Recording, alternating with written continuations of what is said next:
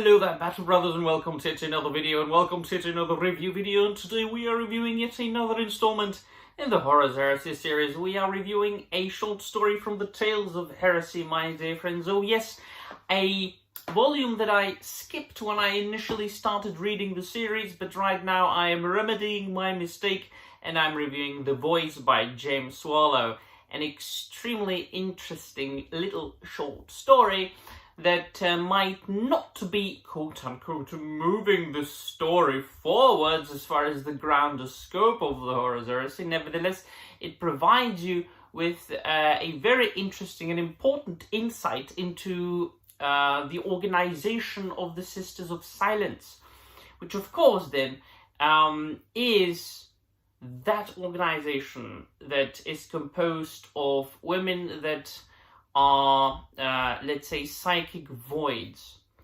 and that then, of course, find use, not particularly per se, this organization in each and every single volume of 40k that I've read, but pariahs themselves, the psychic voids, they find a great use in later volumes that I read. Now, mind you, I only started reading Warhammer books about a year ago, and I've only been able to read a little bit over, what was it, like 45 novels. I still consider myself to be a newbie. That's why I cherish and appreciate each and every single story that I read, because it provides me with more and more information.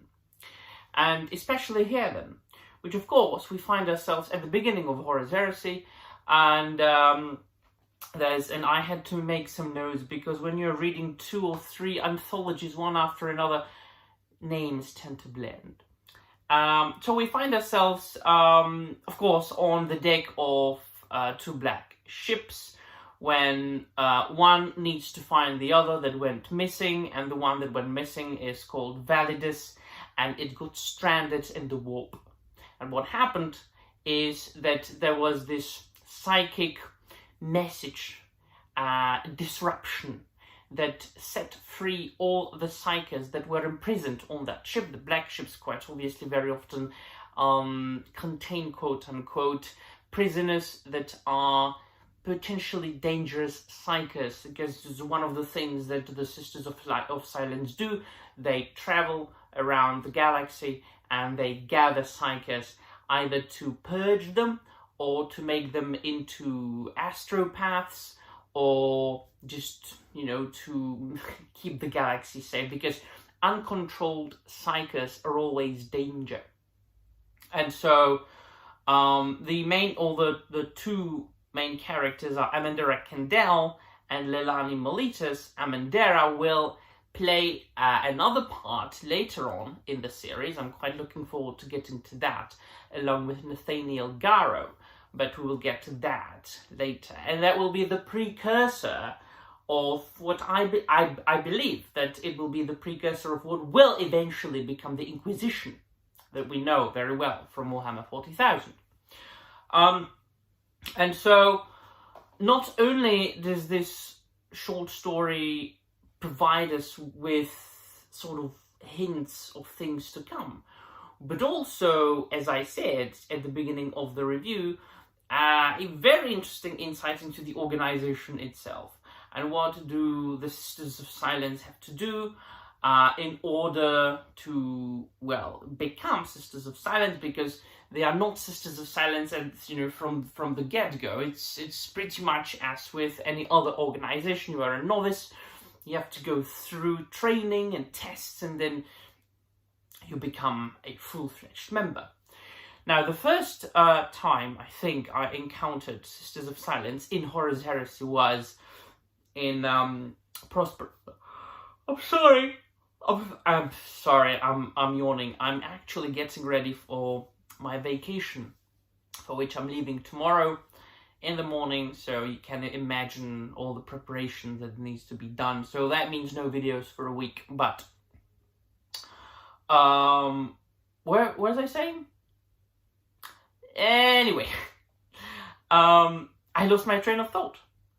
Well, anyway, they need to go through training and things like, yes, the first time I encountered Sisters of Silence in a short, or in a story from Horus Heresy, was in Prospero Burns, when they were obviously used by the Astartes, by Space Wolves, by Leman Russ, when they were going to quote unquote apprehend Magnus the Red and the Thousand Suns. So they are being still widely used, and they are being used in 30k and 40k. They are a very, very useful organization of females that actually kind of null. They're also called null maidens, right? Nullify the psychic powers of anybody that finds themselves in their vicinity. And it is precisely thanks to these characters and organizations, like Sisters of Silence, and then of course Adeptus Sororitas in 40k, the Sisters of Battle, that I find it silly and surprising that there are people, crazy people in the world, demanding that there be female Astartes or female Custodes, when these have always been exclusively male factions, whereas Sisters of Silence and Adeptus Sororitas were also, have always been exclusively female factions. There's something for everybody in Warhammer. So, but there are people who just need to find problems and troubles and drama in everything. Now, take it from another point of view, there are always people who are constantly complaining about Games Workshop. Why do you even bother being in this hobby when you're constantly complaining about the owner of the IP? So, I don't know. So, the final verdict is, and I'm sorry, I'm very low energy in this review.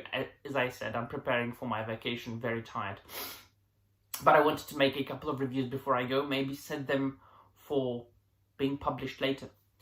The final verdict, I enjoyed the short story for what it was. It was a very quick read, very short story, and absolutely very useful, quote unquote, if you want to get to know as much about Warhammer 40,000, Warhammer Horus Heresy as possible. Absolutely love it.